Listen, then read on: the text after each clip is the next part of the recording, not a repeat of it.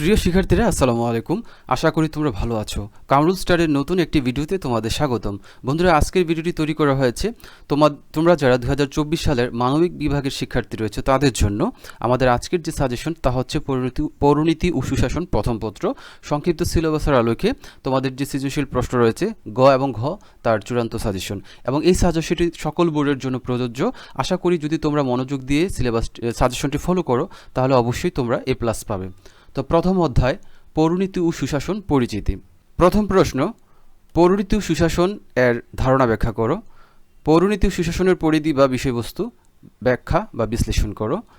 3 নম্বর প্রশ্ন, পৌরনীতি ও সুশাসন পাঠের প্রয়োজনীয়তা ব্যাখ্যা বা বিশ্লেষণ করো। 4 নম্বর প্রশ্ন, বাংলাদেশের সুশাসন প্রতিষ্ঠায় পৌরনীতি ও সুশাসন বিষয়টির গুরুত্ব বিশ্লেষণ করো। 5 নম্বর প্রশ্ন, সুনাগরিকতার শিক্ষা লাভে পৌরনীতি ও সুশাসনের গুরুত্ব অত্যাধিক বিশ্লেষণ করো। এটা হচ্ছে প্রথম অধ্যায় থেকে তোমাদের 5টি প্রশ্ন রয়েছে।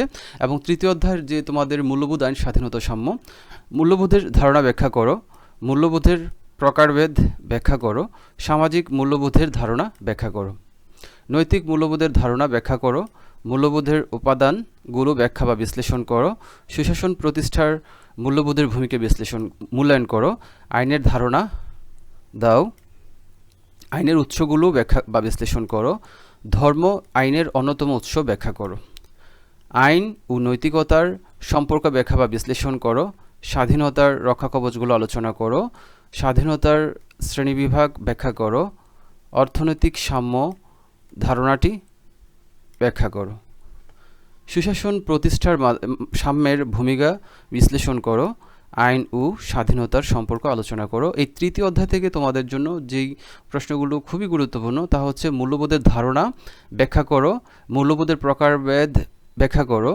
এছাড়া নৈতিক মূল্যবোধের ধারণা ব্যাখ্যা করো, আইনের ধারণা ব্যাখ্যা করো, আইনের উৎসগুলো ব্যাখ্যা বা বিশ্লেষণ করো, আইন ও নৈতিকতার সম্পর্ক ব্যাখ্যা বা বিশ্লেষণ করো, স্বাধীনতার রক্ষা কবচগুলো আলোচনা করো। তৃতীয় অধ্যায় থেকে এই প্রশ্নগুলো তোমাদের জন্য খুবই গুরুত্বপূর্ণ। এবং প্রথম অধ্যায় থেকে যে প্রশ্নগুলো গুরুত্বপূর্ণ তা হচ্ছে পরিণীতি সুশাসনের ধারণা ব্যাখ্যা করো, পরিণীতি সুশাসনের পরিধি বা বিষয়বস্তু ব্যাখ্যা বা বিশ্লেষণ করো। এই দুইটা প্রশ্ন এই প্রথম অধ্যায় থেকে তোমাদের জন্য খুবই গুরুত্বপূর্ণ। এবার যদি আমরা দেখি পঞ্চম অধ্যায় রয়েছে নাগরিক অধিকার, কর্তব্য ও মানবাধিকার, অর্থনৈতিক অধিকারের ধারণা ব্যাখ্যা করো, আইনগত অধিকারের ধারণা ব্যাখ্যা করো, কর্তব্যের প্রকারভেদগুলো ব্যাখ্যা করো, অধিকার ও কর্তব্য পরস্পর সম্পর্কযুক্ত বক্তব্যটি বিশ্লেষণ করো, মানবাধিকারের ধারণা দাও, মানবাধিকার নিশ্চিতকরণের সুশাসনের গুরুত্ব বা ভূমিকা বিশ্লেষণ করো, তথ্য অধিকার আইনের ধারণা দাও।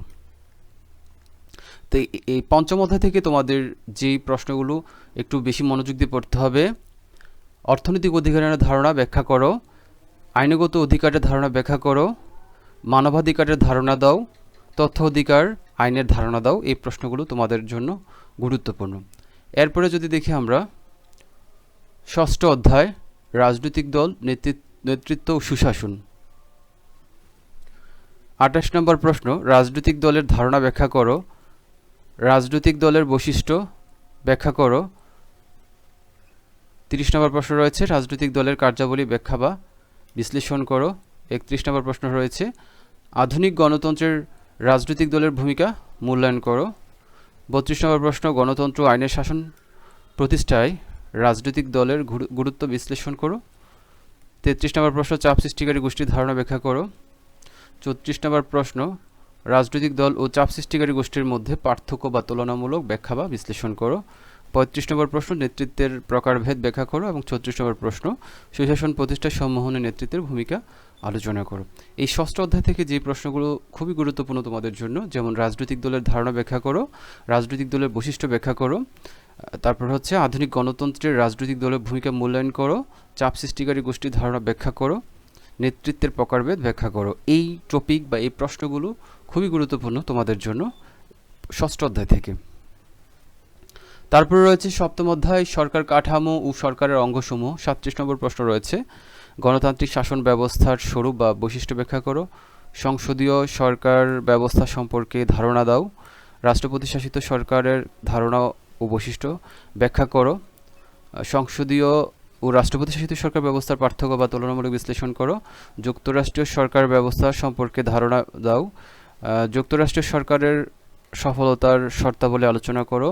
এককেন্দ্রিক ও যুক্তরাষ্ট্রীয় সরকারের মধ্যে কোনটি উত্তম মতামত দাও। আইন বিভাগ সম্পর্কে ধারণা দাও। ৪৫ নম্বর প্রশ্ন হচ্ছে আইন বিভাগের কার্যাবলী বর্ণনা বা বিশ্লেষণ করো। ৪৬ নম্বর প্রশ্ন হচ্ছে শাসন বিভাগের উপর আইনসভা বিভিন্নভাবে নিয়ন্ত্রণ আরোপ করে বিশ্লেষণ করো। ৪৭ নম্বর প্রশ্ন বিচার বিভাগের স্বরূপ ও গঠন ব্যাখ্যা করো। ৪৮ নম্বর প্রশ্ন বিচার বিভাগের স্বাধীনতা রক্ষার উপায় ব্যাখ্যা করো। ৪৯ নম্বর প্রশ্ন আইনের শাসন প্রতিষ্ঠা বিচার বিভাগের ভূমিকা মূল্যায়ন করো। ৫০ নম্বর প্রশ্ন ক্ষমতা স্বতন্ত্রীকরণ নীতি ব্যাখ্যা করো। সপ্তম অধ্যায়টি তোমাদের জন্য একটু বড় অধ্যায় এবং এই অধ্যায়ে অনেকগুলো প্রশ্ন আছে। তোমাদেরকে যদি তোমরা পৌরনীতি সুশাসন প্রথম পত্রে A+ পেতে চাও অবশ্যই তোমাদেরকে একটু বেশি করে পড়তে হবে। সংক্ষিপ্ত করলেই কিন্তু তোমরা পিছিয়ে পড়বে। এই জন্য এই অধ্যায় থেকে যে গুরুত্বপূর্ণ প্রশ্নগুলো তোমাদের পরীক্ষা আসার মতো সেগুলো আমি তুলে ধরার চেষ্টা করেছি তোমাদের সামনে। তবে তার মধ্য থেকে আর যে প্রশ্নগুলো তোমরা বেশি গুরুত্ব দিয়ে পড়বে সেটা হচ্ছে যে সংসদীয় সরকার ব্যবস্থা সম্পর্কে ধারণা দাও। রাষ্ট্রপতি শাসিত সরকারের ধারণা ও বৈশিষ্ট্য ব্যাখ্যা করো। তাছাড়া যুক্তরাষ্ট্র সরকারের সফলতার শর্তাবলী আলোচনা করো। আইন বিভাগ সম্পর্কে ধারণা দাও। শাসন বিভাগের উপর আইনসভা বিভিন্নভাবে নিয়ন্ত্রণ আরোপ করে বিশ্লেষণ করো। বিচার বিভাগের স্বাধীনতা রক্ষার উপায় ব্যাখ্যা করো। ক্ষমতা স্বতন্ত্রীকরণ ও ভারসাম্য নীতি ব্যাখ্যা করো। এই প্রশ্নগুলো তোমাদের সপ্তম অধ্যায় থেকে অনেক গুরুত্বপূর্ণ। এবং সর্বশেষ আমাদের যে অধ্যায়টি রয়েছে তোমাদের সংক্ষিপ্ত সিলেবাসের আলোকে সেটা হচ্ছে দশম অধ্যায় দেশপ্রেম ও জাতীয়তা। ৫১ নম্বর প্রশ্ন হচ্ছে জাতির ধারণা ব্যাখ্যা করো। ৫২ নম্বর প্রশ্ন জাতীয়তার ধারণা ব্যাখ্যা করো। ৫৩ নম্বর প্রশ্ন জাতীয়তার উপাদানসমূহ ব্যাখ্যা বা বিশ্লেষণ করো। ৫৪ নম্বর প্রশ্ন জাতি গঠনের উপাদানসমূহ ব্যাখ্যা বা বিশ্লেষণ করো। এবং ৫৫ নম্বর প্রশ্ন রয়েছে দেশপ্রেম ধারণাটি ব্যাখ্যা করো। তো এই অধ্যায় থেকে দশম অধ্যায় থেকে তোমাদের যে প্রশ্নগুলো খুবই গুরুত্বপূর্ণ তা হচ্ছে জাতির ধারণা ব্যাখ্যা করো, জাতীয়তার উপাদানসমূহ ব্যাখ্যা বা বিশ্লেষণ করো এবং দেশপ্রেম ধারণাটি ব্যাখ্যা করো।